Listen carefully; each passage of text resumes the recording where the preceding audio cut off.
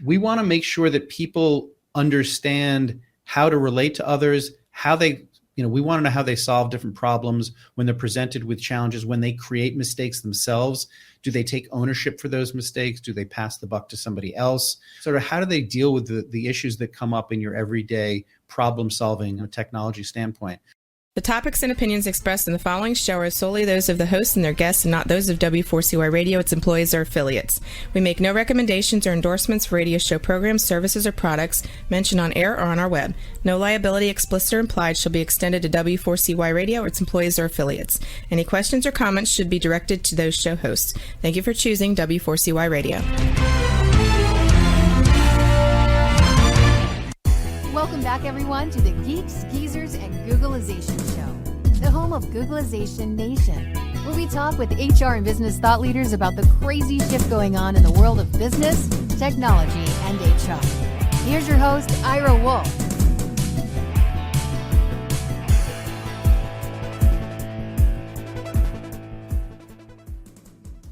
Hey, welcome back, Googlization Nation, and welcome to another episode of Geeks, Geezers, and Googlization.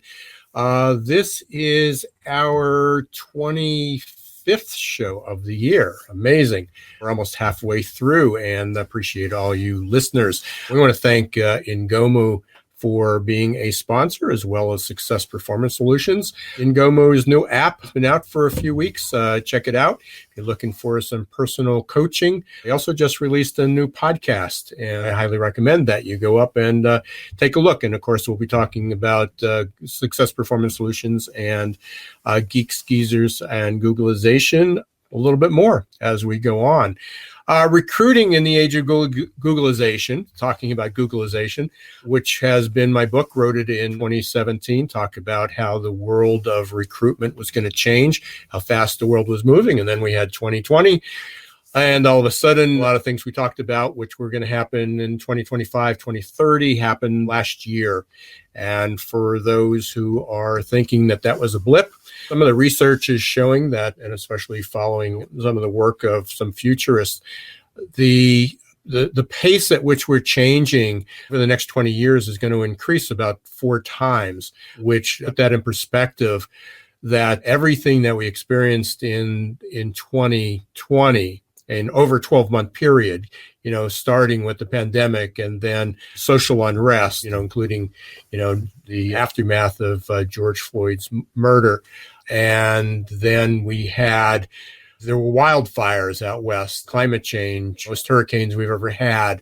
And we had a tumultuous election that led up and a number of other events. So we had all those things going on, not affecting everybody equally, but they were all going on simultaneously. Certainly a disruptive year. And now we're feeling the pain afterwards. But one of the things that I want you to consider going back to the pace of change is that if it's true, this paradigm of accelerating change, by 2020 at the rate of 4 times faster, that means what we experienced in 2020 in 12 months will happen in 3 months, in 1 quarter of the year. And if for those of us who will be around 40 years from now, that pace continues. What happened in over a 12-month period in 2020 will occur every 11 days, which is terrifying and frightening, but also allows us to fix some of the things that are wrong with our world. And hopefully we'll learn from that and we'll become more adaptable. And, I've been talking about adaptability for many, many years, but especially over the last year and a half. So I encourage you to stay tuned. Appreciate you being here. We got some great guests. And today's guest fits in perfectly. We're going to be talking with Rishon Blumberg. He is the author of a new book called Game Changer, How to Find 10X Talent or How to Be 10X in a Talent Economy. But 10X is fascinating. And I can't wait to kind of dive into this with Rishon. Before we get there, just wanted to make a couple announcements. On Friday, this Friday, June 25th, I will be co-hosting or hosting the Gordon Report. We've got Ed Gordon. Ed's new white paper, Job Shock, is just a few weeks from being released. I think it'll probably be in August sometime. He's been dripping what was in it. He continues to update it, and he even under-anticipated. He's been doing this for 50 years, and he even under-anticipated what the labor market today we're going to look at. So hopefully you will tune in on Friday. If you follow me on LinkedIn, YouTube, or Facebook, you'll be able to get there. We'll be live, or you'll be able to watch the replay there. We'll be talking about the Gordon Report, job shock, what the future economy, labor economy is going to look like, and what we can do about it. And so today's show aligns with that perfectly well. So I'd like to introduce Rishon Blumberg. I want to bring him on. Instead of talking about him, let's talk with him. There he is. Hi, Rishon. How are you?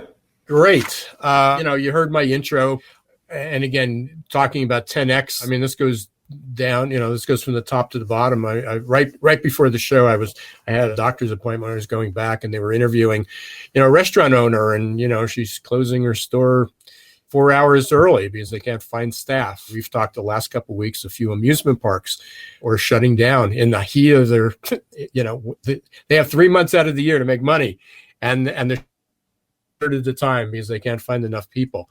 And so, I'm really excited to hear what you're talking about, because we need some 10X people at the top to really think differently and handle it differently. And your new book was, I think I botched the title a little bit, but it was Game Changer, right? How to be 10X in the talent economy.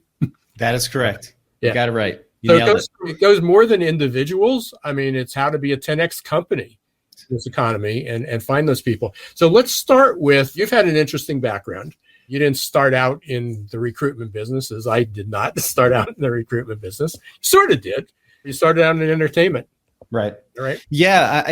Growing up in New York City in the 70s and early 80s, I just was exposed, myself and my partner, we were exposed to people whose parents were in the business. So the entertainment business. And so where other people just sort of fell in love with music because they loved a song, or they wanted to learn more about the musicians, or whatever it was that attracted them to music, for us, it was really about the business that was going on behind the scenes, which I don't think we were that consciously aware of during the 70s and 80s as we were coming up. But just knowing people whose parents were artist managers or entertainment lawyers or concert promoters, it just sort of exposed us to this whole world. And so that was really our entree into representing talent, was seeing this world behind the world and wanting to be a part of that, wanting to be sort of at the focal point of the creation of pop culture. And that was obviously a segue into talent. How did you make that transition? I mean, why did you decide to kind of move away from, or maybe you haven't, or expand managing talent to managing entertainers to managing talent, corporate talent? Yeah, I mean, it certainly wasn't a conscious decision or a planned pivot. I think that what happened was it was a lot of what is going on now, which is that there was change going on in the industry across multiple verticals. In the music in particular, you had the disruption from Napster and shifting to, downloads, and then ultimately to streaming. And I think it was a little bit of an eye-opener for us, as we had been working in the industry for, at this point, probably 9 years. And so we had a taste of what the old world of the music business was like, and we're getting a taste of what the new music business was going to be like. And that also coincided with a lot of other types of talent coming to the forefront, like, for example, celebrity chefs. Like, all of a sudden, chefs had agents and managers, and it just, like, there was something that clicked. It clicked for us around 2010, that the way we had learned to manage talent and the way we manage different types of talent probably could be ported to other verticals. Anywhere we felt that there was a large disparity between supply and demand, people that were in high demand but there was a low supply of them probably could benefit from having the protection and guidance of agents and managers. And so we tested out that theory. We had been working in technology already, hiring people for the clients we were representing in entertainment to build websites, to build apps for the entertainment world. So we already were aware of some of the issues that were there. And we thought perhaps that this model of representing talent that was in sports entertainment could be effective within technology. And sure enough, once we started 10X Management in technically 2012, but we really started in 2011, it became incredibly apparent just how beneficial this was going to be, both to the talent that we were representing and also to the companies that they were going to go provide services for. So so we throw out the term 10X, and obviously it's 10 times, but it's way beyond that. I mean, it's what is 10X? How would you describe 10X to someone? And then follow up is, why do companies need 10X talent? Because we're out there now. It's, basically people who can, fog a mirror, sometimes are what companies are going after. And if they can get somebody a little bit better than that, but 10X is really a differentiator. Yeah. I mean, so the concept of 10X is something that's been around for a long time. It's had different phrases over the years, but it's really the idea of somebody who's got a very high IQ, right? They're super intelligent, which is great, but that alone is not sufficient to really bring the kind of change or transformational change that a real 10Xer can bring to a company. In addition to being super smart, they have a very high EQ. They understand empathy, how to deal with people, how to deal with teams, how to communicate, how to work with others. So it's the ability to convey the IQ through the EQ that really makes for a complete 10Xer. And some of the things that we talk about in the book, there aren't that many 10Xers, realistically. They do exist. We've represented a bunch of them. We talk about and interview some of them in the book. But all of us can strive to be more 10X. And that's really, the second half of the book is really geared towards what individuals can do to be more 10X-like and the steps that they can take in their life. And one of those things is to be a constant learner. So, that's sort of what makes a 10Xer is high EQ, high IQ. And why companies need this and why they're so important is the fact that with technology and automation, companies now can do so much more with less. We use in the book the analogy of Blockbuster at its peak, where it employed 50,000 plus people, and Netflix that employs about 5,000 people. And Netflix has revenues and obviously profits that are significantly greater. So you can see when you have 5,000 people, those people better be at the top of their game, because you don't have the ability to just throw numbers at a problem. You really have to have a more elegant and efficient way to solve and iterate and create the technology and the solutions of the future. So that's really the first part of the book, is about what companies need to do to prepare themselves to find, attract, manage, and retain that kind of transformational resource. And that's really, to me, that's the heart, the issue that we were facing. And the reason we wrote the book is that we had access, like we represent these people who are just fantastic at what they do. And there were so many blockers at companies, from procurement to HR, that were preventing these people from solving the problems that these companies desperately needed solved. And that was really the genesis of the book for us. Yeah, I haven't finished reading it. I keep going back and rereading different parts, but there's a new book called Humanocracy out. It's been out about a year. I don't know if you've read it. And, I haven't read it. That sounds great, though. Yeah, it's all about bureaucracy, the pitfalls of bureaucracy, and how we've created this bureaucracy, and which has created mediocrity. Yeah. And how it just gets in the way. So yeah, you probably enjoy that and listening to it off and on amongst some other books, as well. So if we're talking about 10X, how does a company know if they? I guess every company really could benefit from 10X if Sure. they can get out of their own way. Yep. How does someone vet for that? I mean, going through you, obviously you're doing the vetting, but what are you looking for in somebody who's 10X? We can talk about IQ and EQ, and then I talk about AQ, which is adaptability quotient, which is sort of another blending of that. How do you, how are you vetting these people? How do you recognize them? So we really have sort of a 3.5 step process, which is, we're not reinventing the wheel as it comes to the vetting process. A lot of the people that we represent, so 10X, just to be clear, represents contract talent. So it's not people that are going to come in and do W-2 jobs. So we're really not recruiters. We're really much more of an agency a la a CAA or William Morris in entertainment and sports. What we're looking for, first and foremost, is a pedigree, right? We're not looking for people that are just coming out of university, and I'm sure there are brilliant 10Xers that are at that phase in their career. We want people who we can look to a pedigree, and it doesn't necessarily mean that they worked at a FANG company, but they have some legitimate experience. They've, been tactical and solved problems. There are things that they can point to from either a portfolio or references that can speak to their capability.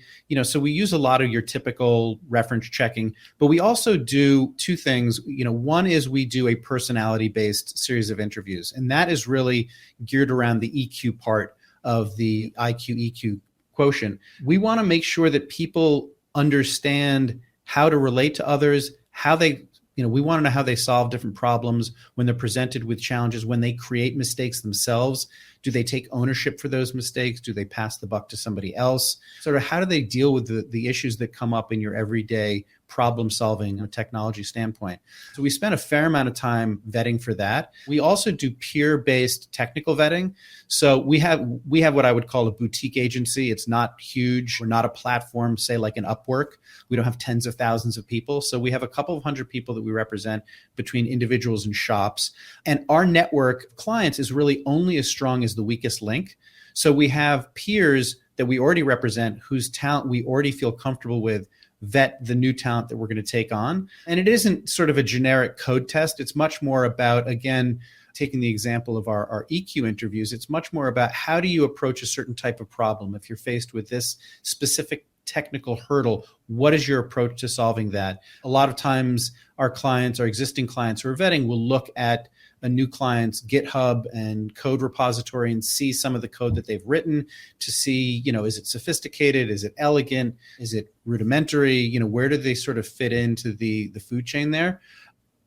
And then we do cyber stalking. So I say 3.5. There's reference checks, there's the EQ interview, there's the IQ interview, and then we cyber stalk, which to me is not a foolproof method by any stretch, but it does allow you to get a sense of who that person is out in the digital world. And you can certainly learn a lot from that. So that's really the process that we go through. But, spotting a 10Xer is something that doesn't happen on the front end.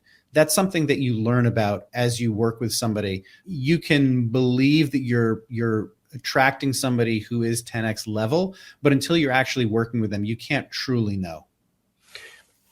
Without divulging, obviously some of this is proprietary, I'm sure. I mean, can you share a result of what a company experiences or how they benefit by hiring someone who's 10X versus somebody who's got 15 years of experience and great references? Right.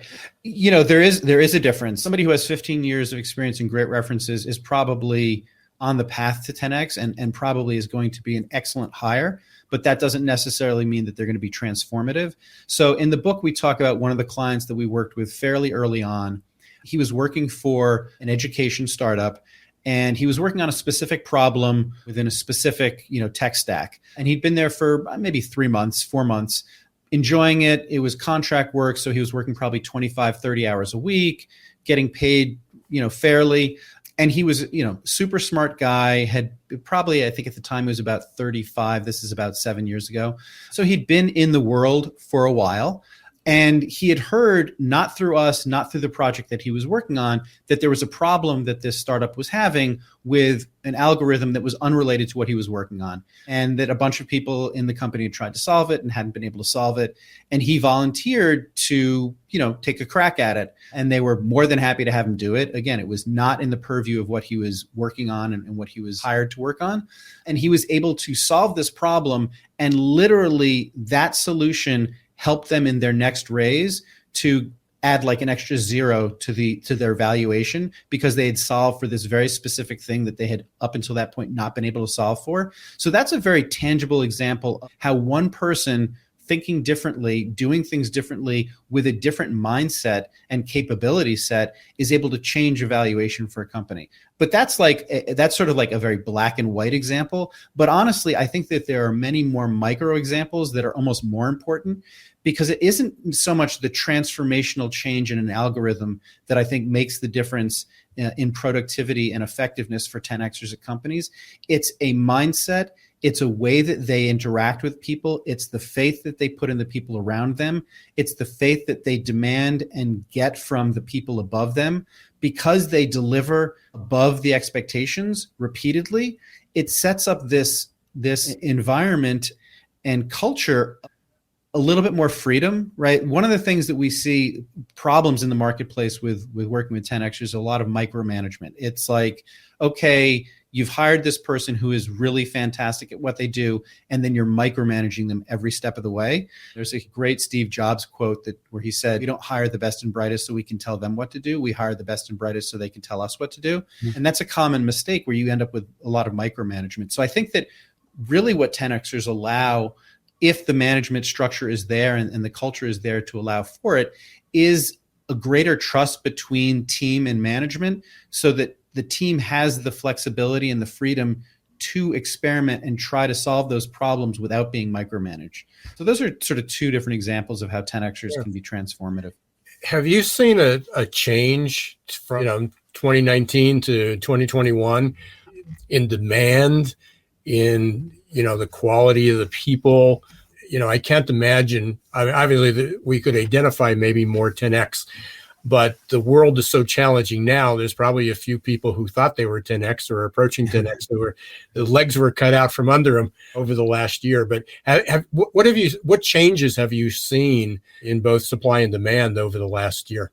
Well, it's interesting. I think the supply has increased, and I don't necessarily think that's a positive thing. I think that is a byproduct, and this was trending already. I mean, you said it. I don't know if there's a name for the accelerant that is happening with automation and technology and what that's doing for the changes that we're undergoing right now. I'm not sure if there's a term for it, but what I've seen are things that have just accelerated. These are things that were already trending. Like, for example, there are many more people that are leaving W-2 positions to be 1099. So, you've got an increase of supply of 1099ers, which doesn't necessarily mean that you're getting better 1099s. You're just getting more 1099s. So we've seen an increase there. We're seeing a lot more job churn. I mean, there are articles every day now about people who sort of held onto their job during the prime part of the pandemic. And now that we're coming out on the other side, they've sort of reevaluated where they are in their life and what they want. And they're changing jobs, either because they just want to change careers or because their company was remote and they moved somewhere else. And now their company decided they don't want to be fully remote. And so they're saying, come back to work. And they're like, yeah, I'm going to quit and I'll find a different kind of job. So we're seeing a lot of these things that accelerated into the marketplace. And I think that we're also seeing greater adoption for obvious reasons with companies allowing for remote workers. So now instead of fishing off the pier that's local to you, you can really fish off a more, if not global, at least more 50 states pier, where maybe the best person for your particular need is in Idaho and you're based in San Francisco. That is something that we were pitching, for the last 10 years at 10X, is like, let us find you the best person for the job, not the best person that can come into your office. So I think that's been a major, major change. And obviously the digital tools that companies have allow for much more efficiency with that type of work. Have you seen any, industries been impacted by this? Obviously you focus on technology, but technology can go from manufacturing to finance to entertainment. Have you seen any, what industries would you say are really get it with 10X and which ones are still struggling? I think that's a great question. And part of the issue that we were having at 10X in general is every company is a technology company at this point. That's sort of the way we view it. Yeah, even healthcare. Healthcare, I mean, you name it. Restaurants are technology companies. Well, yeah, is Domino's that now considers himself an e-commerce company? Absolutely, yeah. I mean, if you're pulling that from my TED Talk from 2015, like in 2015, half of all their orders were through their e-commerce platform and app. Now it's 75% of their orders. So, I think that there are still some verticals that are lagging behind. Manufacturing, the automotive industry actually had been ramping this up for the last probably 6-7 years. Detroit has been expanding significantly into technology and trying to transform Detroit into a technology hub. But I think that most industries that are not on the forefront of technological change are slowly getting into it. I mentioned manufacturing. In reality, they have been working within technology and automation for a long time. But I think that a lot of the more modern technologies, so it's not necessarily about how you manufacture a specific product, but it's how the need for that manufacturing occurs. Is it just in time? Is it based on inventory, or is it, inventory being created in real time? A lot of those things involve much more modern technology. So I think they're coming on board quickly now. FinTech is incredibly hot, but there is one area in particular where I feel like the economy is struggling right now. And I'm sure you've experienced this in your life. I live in Manhattan. Restaurants cannot find and source physical in-person laborers to do all kinds of jobs, from dishwashing to cooks to bartenders to servers. And so I think that the adoption of technology there is happening more rapidly, where you've got the QR codes, so that you can order directly through your phone while sitting at the table. You don't really need a server. You just need somebody to run and bus. It's a whole different ecosystem there. So that's one area that I think is definitely struggling. More in-person manual labor, for lack of a better phrase. Yeah, no, you're absolutely right. We haven't been eating out on a regular. It was used to be daily. We've been out quite a bit. And even over the weekend for Father's Day, we went out and QR codes on the table, and everybody's like, we need a menu, because some of the family doesn't have a smartphone, which gets into a whole other conversation. Sure. Yeah. Where we are. But that's, it's so true. I mean, we've mentioned this earlier. I work with a couple health long-term care facilities, and one of my clients was offering a $2,500 bonus for line cook. And within 24 hours, the person that they were interviewing had 6 months of experience. So this wasn't his career. 6 months experience, had 9 job offers, 9 interviews, 2 offers, turned down a $2,500 signing bonus for a line cook because he was guaranteed a bonus plus $19 an hour to work somewhere else as a line cook. So even if you have a QR code and you can reduce the weight on the servers, you still got to get the food out. Yeah. So it's going to take some 10x people to rethink that. Where do you always end up with this question? Where we a year from now? I got you back. We're June 20 something, 2022. So that seems crazy that we're saying that. But where are we going to be? What are we going to be talking about? I think we're still going to be talking about the friction of the blended workforce, the part remote, part in person, and the difficulty with finding certain types of employees. I don't see this particular issue resolving in less than 3 to 5 years. I do think we're going through a pretty massive change. I mean, this was, such a seismic shift to have people essentially at home for 18 months. Plenty of the economy was in person. My wife's a doctor. She was in the office. She was delivering babies in the hospital. So part of the economy has not changed at all, and probably won't change all that significantly. But the other part of the economy has completely changed. And I don't think you're going to get a quick resolution to a lot of these problems. Like, we're not going to immediately go back into the office, which I think is pretty obvious. But I do think there will be a pretty concerted effort and push to get people back to the office.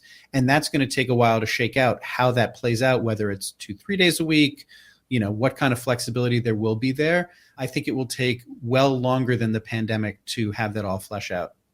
Yeah, and I think for people who thought it was a blip, or this will subside, I think the good news is almost, at least the economists that I follow, are all suggesting that maybe later this year, early next year, we'll see a little bit of a slowdown, but then we're on a 5-year tear again. You're talking about an economic slowdown, or like and a labor market. I mean, kind of. But well, I think we're seeing inflation happening already, so that always tugs at an economy. But I do think that the job churn and the way people are going to be shifting and the numbers of people that will be shifting will be interesting as well. I don't know if that becomes a net positive for the economy. I've seen some articles that have suggested that's going to be a net positive, but it's certainly going to be a very unique thing that we probably have never experienced in the labor market, with the numbers of people that will be shifting jobs. Right. Yeah, absolutely. Well, we're going to continue this conversation for a couple of reasons, Rishon. One is I'd love to have you back, as I'm sure it'll keep changing. The second is I'd like to have a conversation with you about the AQ, take things up a notch. Yeah. And I'll share some information offline. But in the meantime, how can people get a hold of you? How can they get your book? Yeah. So we have a great book website called GameChangerTheBook.com. All my contact information is there. There's a ton of content there. There's also a fun quiz you can take to see where you fall on the 10X spectrum, where you can take it on behalf of your company and see where they fall on the 10X spectrum. So that's a great place to find out more about the book. And also if you want to get in touch with me. Okay. Well, thanks. I appreciate it. Thank you. Thanks very much. And yeah, we'll definitely be continuing this conversation. Thanks for sharing 10X with us. My pleasure. Thanks for having me. Take care. Another great guest, so important. And even, again, as Rishon said, 10Xs, they're rare. We're having just another shortage. There's a shortage of 10X people, but a lot of times they may be sitting right in front of you, but your organizations are just getting in the way, stumbling over them.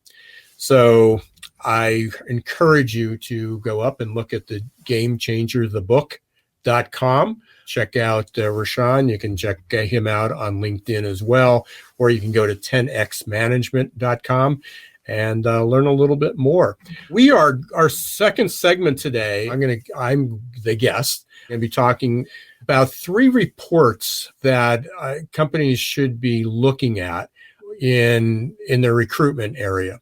Certainly, there is no doubt. I'm sure there's many businesses at all. There may be a handful somewhere, but most businesses are struggling to find people. If it's not for all positions, it might be a unique position. And businesses, I get calls all the time, and speaking at the conferences, businesses are really struggling to find people, but without a way to determine, is it a marketing problem? Is it your messaging? Is it your brand? Is it really a lack of job applicants? Or are you not reaching them in an effective way? Or are they applying and it's a technology issue? Are people abandoning your application? So I'm going to show you 3 reports that I highly recommend to start with, where these will help you identify what's not working and what you need to fix. And we'll be coming back after the break with that. In the meantime, I want to thank everybody for listening to Geeks Geezers and Googlization.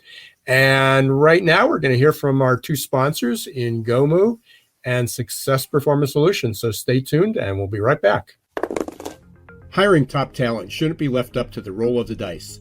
And yet, that's exactly what many organizations do. They roll the dice, cross their fingers, and pray for a better outcome. Hiring the right employees the first time is much too important and way too costly to leave to a game of chance. Your employees and your customers deserve better. For 25 years, Success Performance Solution has been helping small and medium-sized businesses hire smarter. They offer pre-employment and leadership assessments from typing and data entry to C-suite competence. Whether it's production, sales, healthcare, call centers, or management, Success Performance Solutions can help. Visit their website at www.successperformancesolutions.com to schedule a free demo or call 800-803-4303. Imagine growing great employees and advancing emerging leaders for less than $1 a day. The Ingomu app will support your employees in a myriad of ways, from career and personal development to health and wellness. No need to schedule and hold trainings. Just have them access over 90 coaches for live virtual group and one-on-one coaching for whatever topic they need or want to work on. Anytime, anywhere. Learn more at ingomu.com today. Hey, welcome back, everyone, to Geeks, Geezers, and Googlization. What we're going to talk about in this segment is, again, everybody's struggling to find people, whether it's a restaurant, manufacturing, distribution, truck drivers, healthcare, and we work with all those. Success Performance Solutions works with all those types of organizations. One of the things that I get asked is, where can we find people? And it comes down to, in a big picture area, there's 2 reasons that you're not finding people. One is that you're not reaching the right people. It's either the marketing, the way you're using technology, the lack of technology. People don't know that you're looking, or they do know you're looking, and you have a brand that when people go to Glassdoor or Indeed, they look at, or Google, they look at your ratings, and you got 2 stars, which is a marketing problem. It's a branding problem, and nobody wants to go to a company. Nobody wants to go to a restaurant. Nobody wants to buy products that only have 2 or 3 stars. So one of the things, that's the reason you need to fix that. We're not going to be talking about that today, but you can't then blame HR. You can't blame your recruiters. You can't blame the staffing. You can't blame the workers for not wanting to work for you if your brand doesn't demand attracting higher quality people. Nobody wants to work for a company that only gets 2 or 3 stars, unless you're going to pay them a bundle of money. So, but once you do your job postings, and whether it's Indeed, whether it's Glassdoor, whether it's Monster Career Builder, whether you're using social media, once you get your message out there and people hopefully see that posting, that availability, that job, that opportunity that you're presenting, then what happens after that? Which are the most effective sources? Are you one is, do people actually see the ad? What's the most effective sources? Which ones are attracting the biggest quality? If you're attracting the right quality, enough of quality people, but you're not getting them to accept your offer, is the process taking too long, and basically too long of an application and too long of a process, a hiring process? The top 2 reasons identified by the talent board why candidates quit your hiring process. They are interested in working for you, but they give up along the way. They get frustrated, or they are disappointed along that way. So let me start with the first of the 3 reports, and I'm going to have Roxy put up the slide. It's the first slide there, Roxy. That's the one. So number 1, and this is a pet peeve of mine, you've probably heard this many, many times, is tracking incomplete applications. What's an incomplete application? I mean, somebody saw your job post, they saw a social media ad, they went to Indeed, they clicked to apply, and they didn't finish the application. Why? Why didn't they not take the time? Well, one of the reasons is maybe it was too many fields, and that's a pet peeve. So anything above 20 fields that somebody has to fill out, and realizing that most people are going to fill that out on a smartphone. One of the problems with filling out on a smartphone is it's more difficult. So nobody's going to fill out 100 field or even a 50 field application on a small device such as that, when you've designed it to be completed on a PC, but your market they might not own a desktop version. The closest thing to that, they might have a laptop, they might have a tablet, but many people, their only connection to the internet, connection for them applying, happens to be through a smartphone or another mobile device. So you need to make sure that not only can it be filled out fairly quickly, no more than about 10 minutes, but that that it's mobile ready, that people have the ability to actually complete it on a mobile phone. You can't, it's difficult or not impossible to fill out a PDF or a long application on a smartphone or a tablet.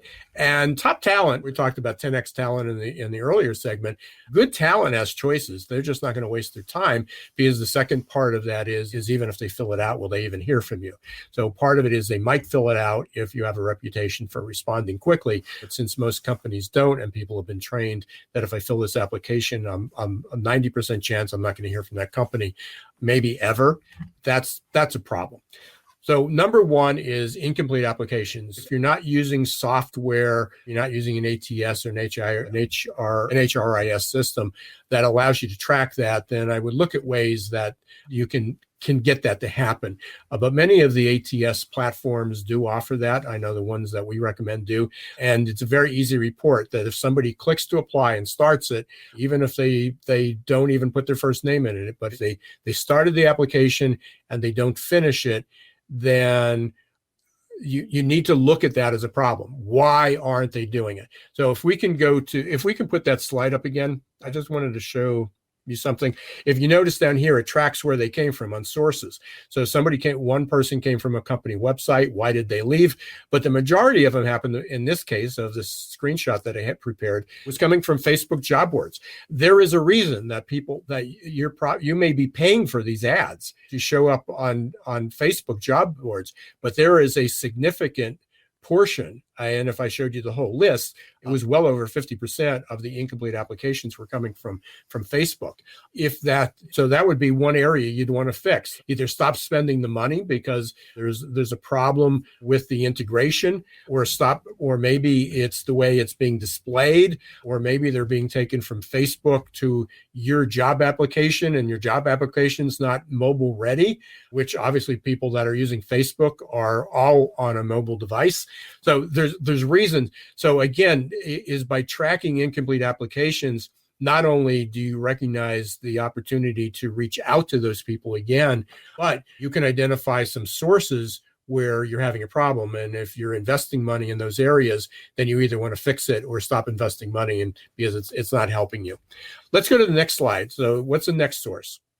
In addition to identifying, where they're coming from for incomplete applications, you should identify where they're coming by which source. And when you're using an ATS, there could be 10, 15, 20, 50, 100 sources where they're coming from.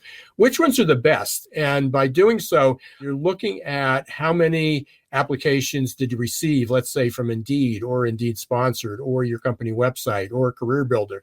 And then in the system we use, it talks about status, and somebody should be reviewing these right away. So within the first day, every one of these should be in the third column reviewed. But obviously if I was a manager and looking at this report, I would say that 36 have no status. Did they just come in today?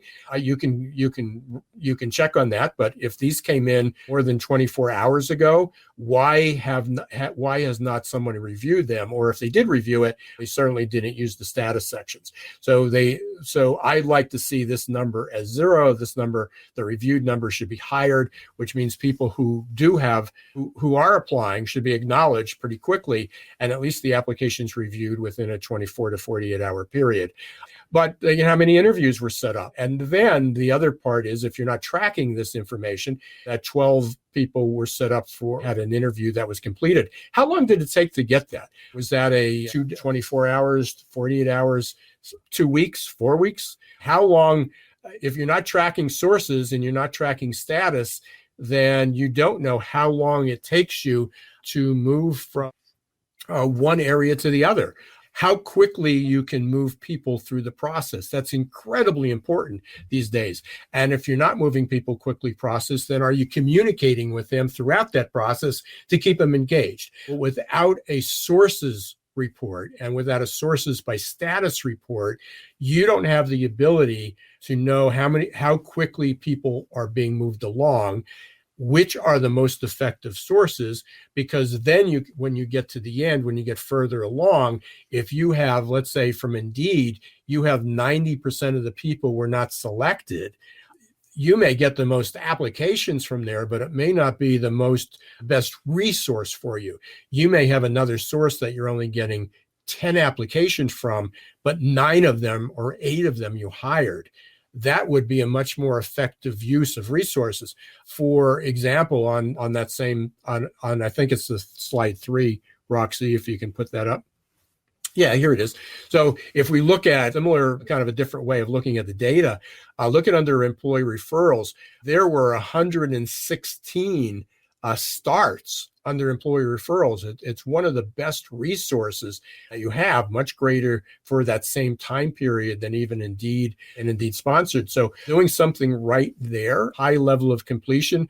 But what we don't know is there was only 6 people hired. That's less than about 2-3% of the people that were hired from that. Doesn't look like my client is tracking, is identifying who was hired on this, because I know there was many more people hired here. So maybe this number is higher. But this, as a manager, would be worrisome to me to find out that all these people being interviewed and people are completing it. We're investing time, money, and effort in advertising and promoting jobs and paying employee referrals. But we're not tracking how many people are hired. And without that, you can't track how quickly those jobs are being filled, and was the flow quick enough? And then also, what's the best quality? So you can imagine if these were up to date and accurate, we would know whether our investment in Indeed sponsored ads is paying off, or should we funnel more money into employee referrals?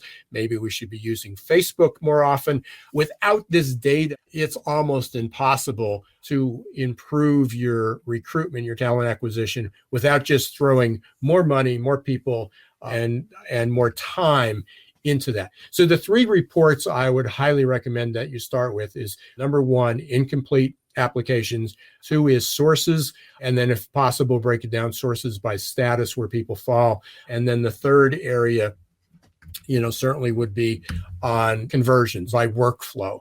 And again, which also includes, not when you look at sources, also includes your employee referral. Slight difference between the second and the third. Don't get hung up on that. But if anybody has any questions, please reach out to me. I do go into that. I'm going to be writing an article about that, so it's not available yet.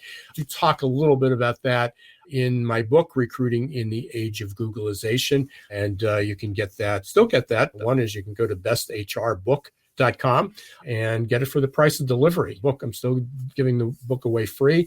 You can get a free excerpt, you get a free download, and then you get a signed paper copy of the book. And that is available at besthrbook.com, because it was selected by 2 different organizations as one of the best books of all time for HR. Finally, if you want more information, you can go up to the website and you can watch one of my more recent webinars, Duct Tape Can't Fix Your FCD'd Up Candidate Experience. If you want the link, please just reach out to me. You can do that on LinkedIn, go up to the website, or you can find me on any social media, Twitter, Facebook, and I'm constantly posting up there.